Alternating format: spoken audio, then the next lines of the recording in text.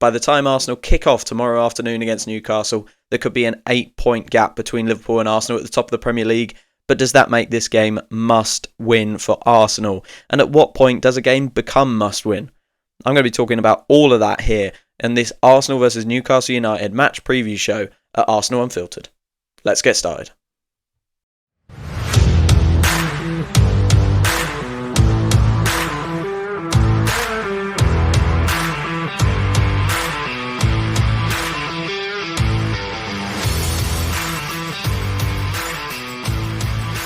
Hello and welcome back to another episode of Arsenal Unfiltered, your 3 times a week dose of Arsenal coverage with me, your host Mark. This is the Arsenal versus Newcastle United match preview show. It's Saturday morning. I hope you are looking forward to your weekend wherever you are listening from, and I hope you and yours are well.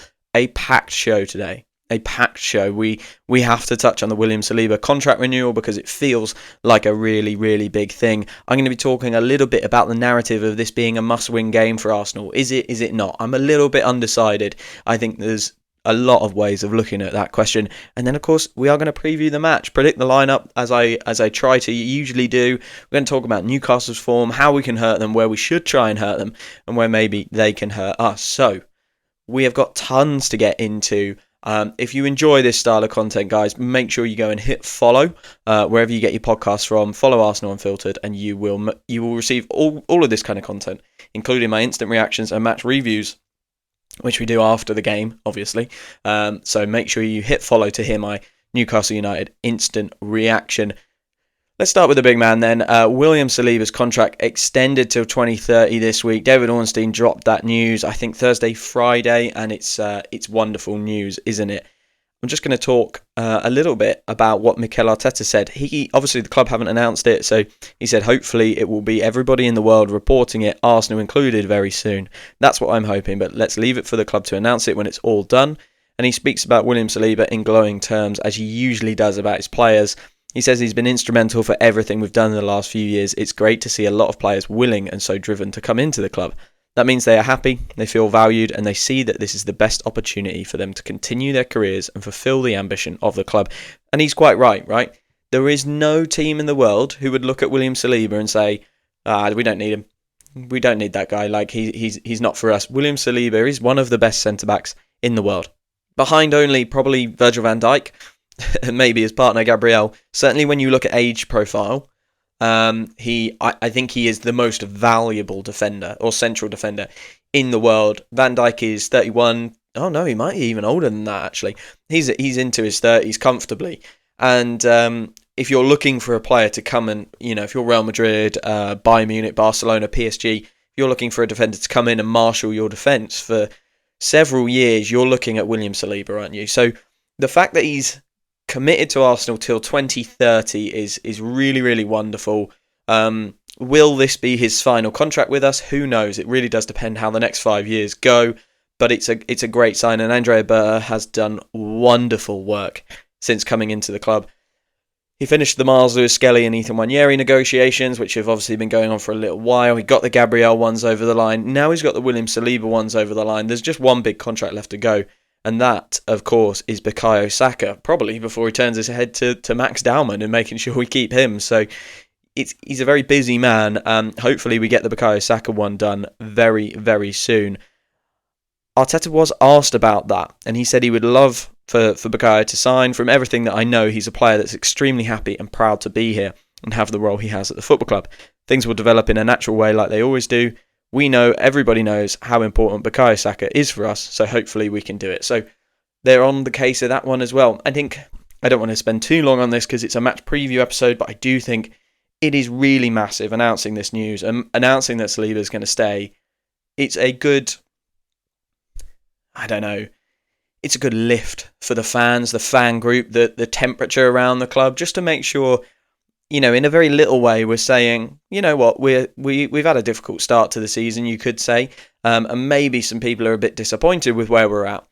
But our best players are committing. They're not going to Real Madrid. They're staying, Trent's off to Real Madrid. He's gone there. He's playing there now. Our guys are sticking around. They see the potential in this project. And you just never know. You just never know what that contract might mean long term. Right, I want to get into this game now because I think it's a really interesting one, and I'm going to start with the question, at what point is a game a must win? And to do this, I'm going to revert back to my pre-season predictions of these first 6 games, because when the fixtures came out, we all looked at these, and, well, I don't know if you guys did, but I certainly went, oh dear, that's not good, because it's a very, very difficult start. Anfield, Old Trafford, St James's Park, 3 away trips to 3 of the hardest away grounds for Arsenal in the first 6 games, and a home game to City.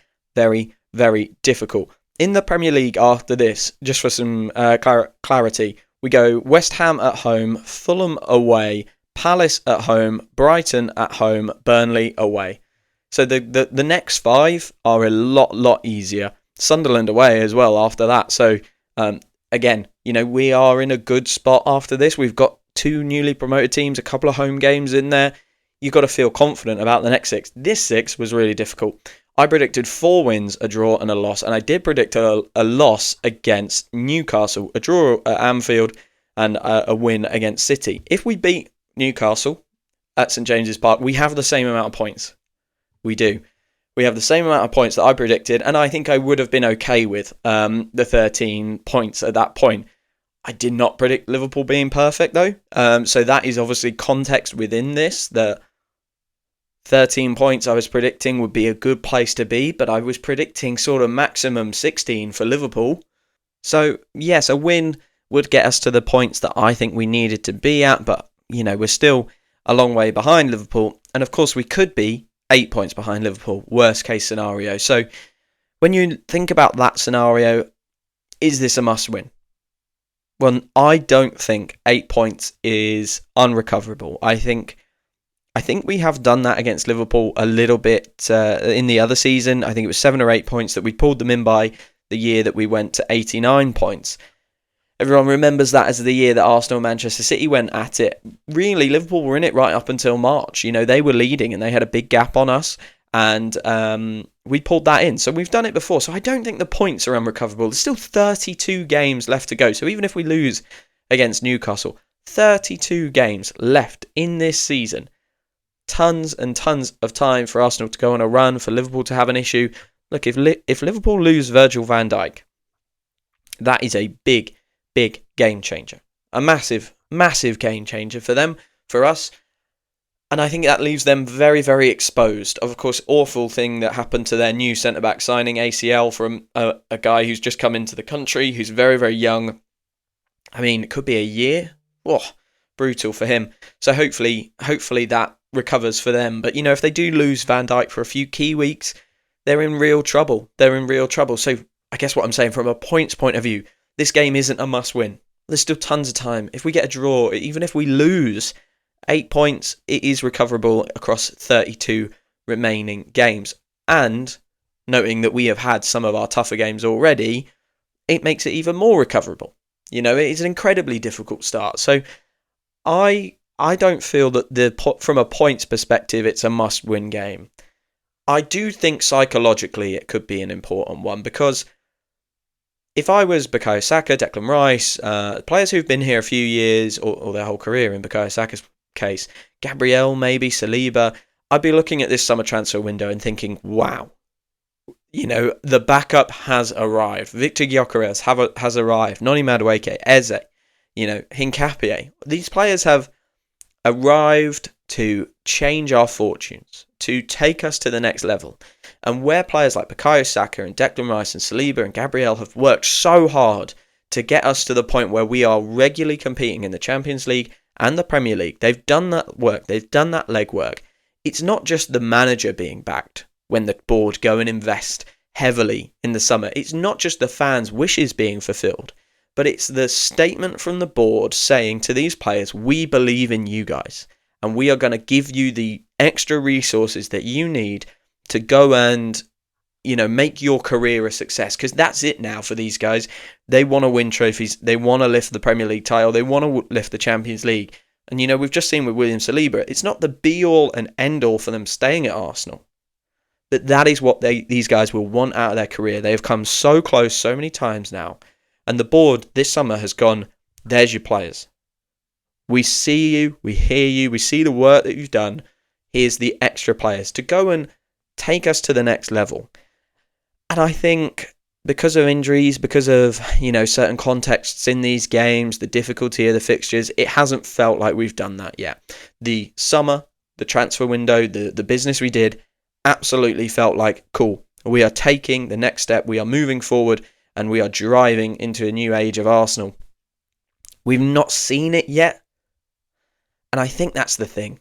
And that might be why this game is a little bit must-win. It's why people are feeling that this is really important, because our expectations are that we are going to go and dominate this league now. Because we've been so close and we've added so much talent over the summer, we are going to go and really do a great job in this league.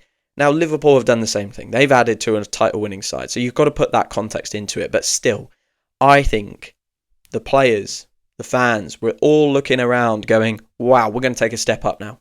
This is going to be it. This is going to be the year that we go on and we do amazing things, because look at all these players you've put around us and me. And for, like I say, for lots of reasons that hasn't happened yet. It would have been great to go out and put a stamp of authority on these first few games. And we've only really beaten Manchester United out of the big fixtures. Obviously, difficult context in the Liverpool and Manchester City games. And I don't disagree with those approaches. And I'm not saying we should go out and go gung-ho. I'm just saying we might need a result in one of these games to make ourselves feel like we've taken that next step. Newcastle is typically a very difficult place for us to go. I'll come on to the head-to-head record later.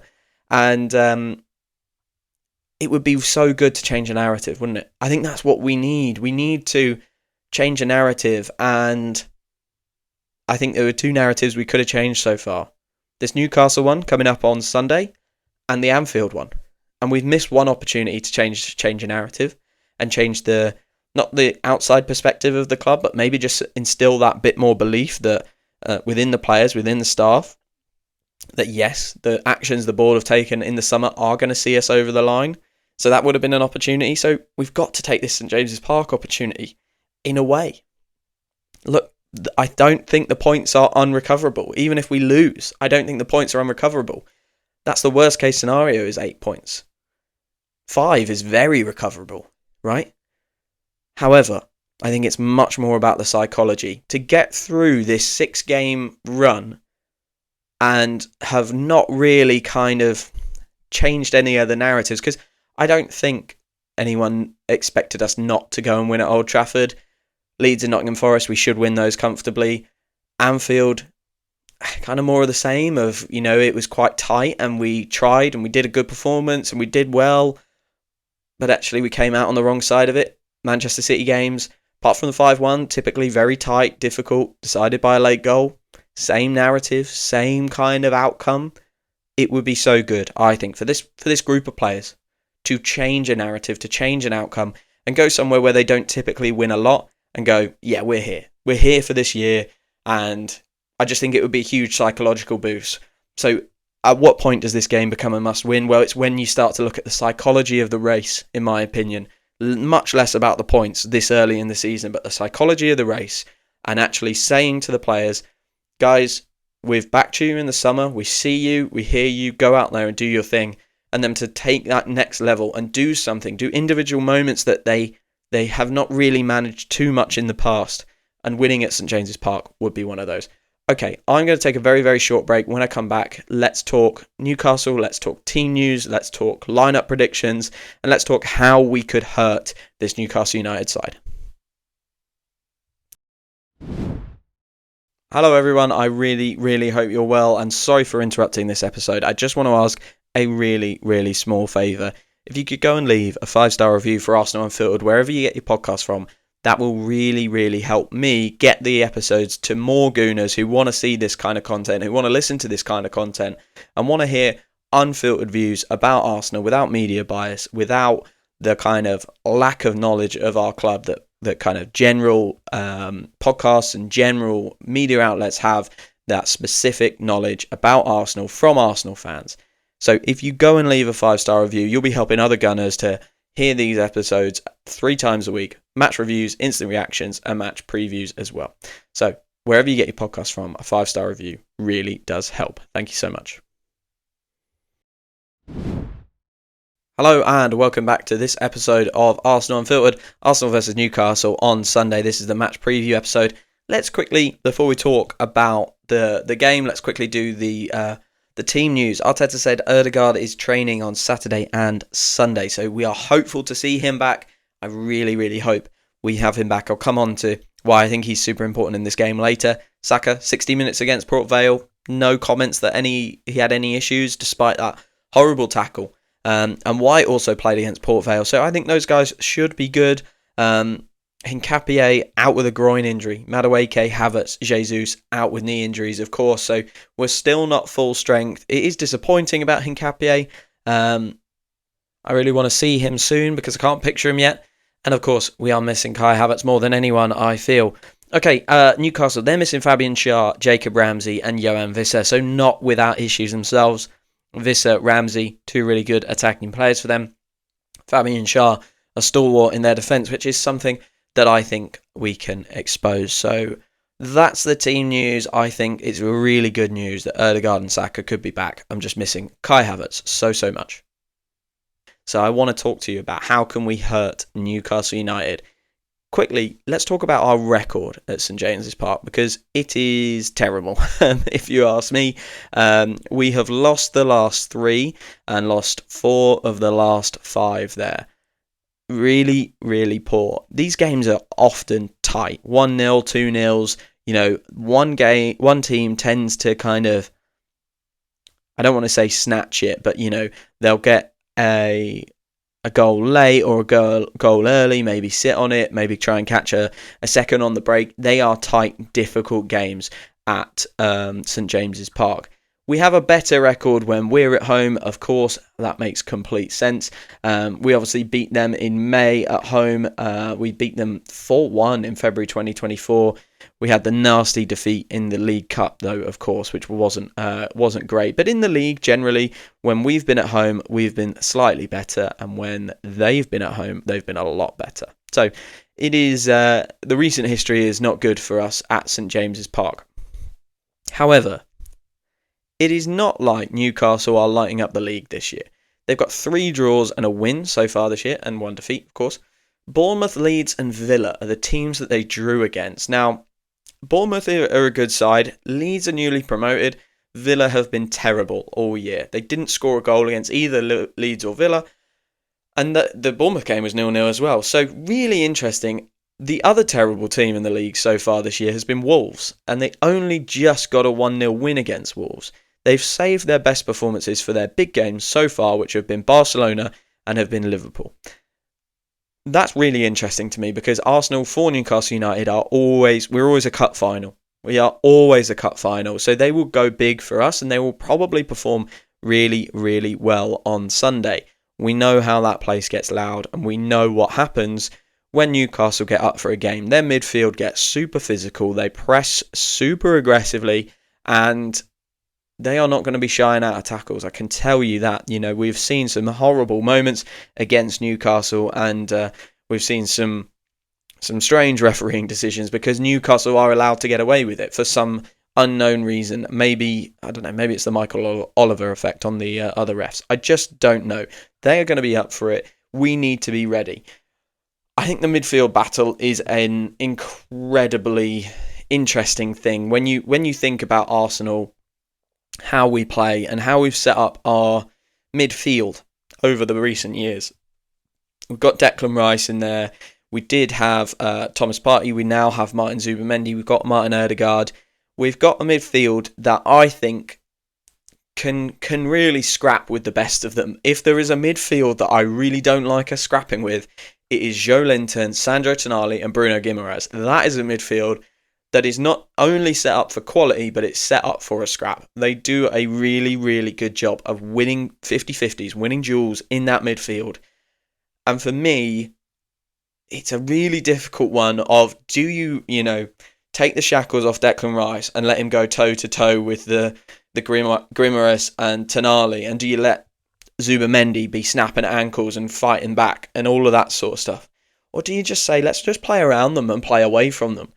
Because actually, if we build up how we normally build up, down the sides, with our wingers kind of high, with the fullbacks being a big part of the way we build up, we could just play round this midfield and try and get in and try and get Victor Gyökeres on the end of crosses. We'll hopefully have Bukayo Saka back. If we have Eze on the left wing as well, we've got two players who can cross the ball really, really well and are really decisive in their final actions. And I mentioned this on a previous podcast. I think it was the Man City review. That's where I think we've been really lacking this year, is decision making in our final actions, speed of our final actions, speed of decision in the final third. I think that's been really quite poor for us. And, you know, the concept of conservatism, I don't think it stands up when you look at how we play. But I do think the concept of we need to do more in the final third is very, very fair. And I think we are trying to engineer a perfect opportunity as opposed to, you know, going on instinct. And the times that Eze has gone on instinct so far this year, against Port Vale, against Nottingham Forest, he's done a really good job of setting players up for really good chances by doing things fast. So having Saka and Eze on the wings, where, again, Livramento and Trippier, they are good players. I'm not saying that they're bad, but what I am saying is that if I was to target Newcastle, I would be going into those areas quite quickly, especially the Trippier side. He's not what he was. He's not as fit as he was. And I just think Eze could give him a really tough time. They also don't have Shah, who typically plays right centre-back for them, so they'll be playing someone else in there. Eze could have a good time over there. So we could play round them, right? Absolutely. And I think that takes Joelinton, Tonali and Guimaraes out of it a little bit.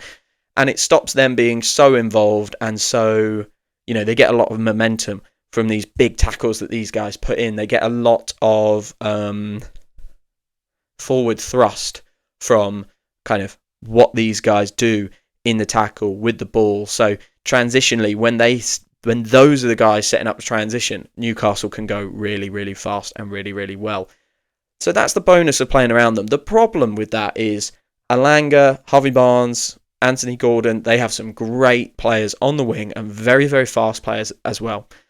Now, we know generally Timber likes to be high. Calafiori likes to be really high. So it could be a game of chicken, I think, between our fullbacks and their fullbacks. Because if we decide we're going to build up around the sides of the Newcastle midfield and around the sides of the pitch, we'll need our fullbacks to help us. Which means the fullbacks will be in quite aggressive positions and we will risk transition in the wide areas. And that's where I think that new striker, Nick Voldemard, I really need to learn how to say players' names.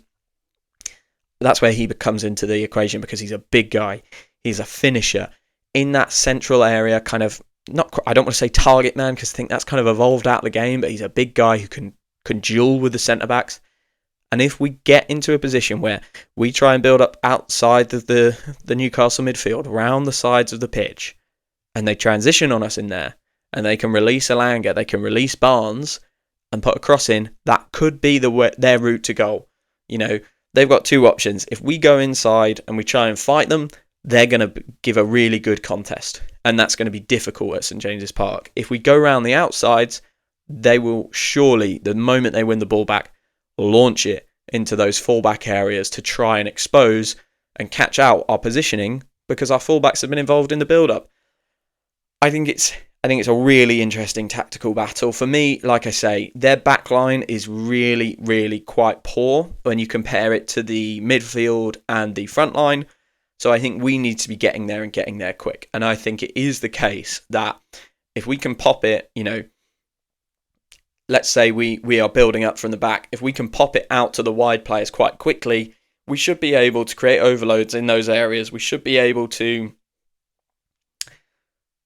I guess, show our quality and show the difference in quality between our attack and their defence. We just have to do that quickly and get around them and stop the doubling up that the midfield will obviously try and do when we attempt to get out wide. So that's going to be the key thing for me, is the speed out there, the speed of kind of movement into the wide areas to then play and platform off Eze, off Saka, off maybe a Trossard or a Martinelli as well. You know, we need those players to be on it and we need to get the ball to them very, very quickly. Then we can move inside. And again, another thing that I think is really important is the centre-backs. Dan Burn's going to be not a match, in terms of pace for Victor Gyökeres. So if we can find transitional opportunities, I'd be putting it into that area as well. The kind of right half space where Saka or Gyökeres could get onto it. So for me, this is a game where we really need to be really hot down the wings. Really hot down the wings and get it there fast. Get it there fast. Let's not mess around in the middle because we know how good Newcastle are at pressing. We know how good their midfield are at winning the ball back. Let's just get it out to our wide players, take their midfield out of the game and build around, Eze, build around Saka. I think that's a really important thing that we can go and do. Okay. Let's predict our lineup before we close today. I think that this is a game where you go as strong as you humanly can. So I would put all the stars out there. I'd go Raya in goal, Timber at right back, Saliba, Gabriel, Calafiori. I guess you could say there's a call for Miles Lewis-Skelly in this game against players like Elanga, who maybe Miles Lewis-Skelly will have the nous to deal with him a little bit better and is maybe a slightly bit more secure defensively than Calafiori. But I'm going to go Calafiori because I think his build-up with the likes of Eze on the left wing will be really, really interesting. And I'm more interested in a player who is going to potentially stay wide or underlap Eze as opposed to go into the kind of six midfield area with Zubimendi. I don't really think that that's going to give us too much in this game because we've seen Newcastle deal really quite effectively with being outnumbered in the middle. Those players are so good, they can cover so much ground. Even if we outnumber them, there's no guarantee that we win that battle. So I'll stick with Calafiori at left back.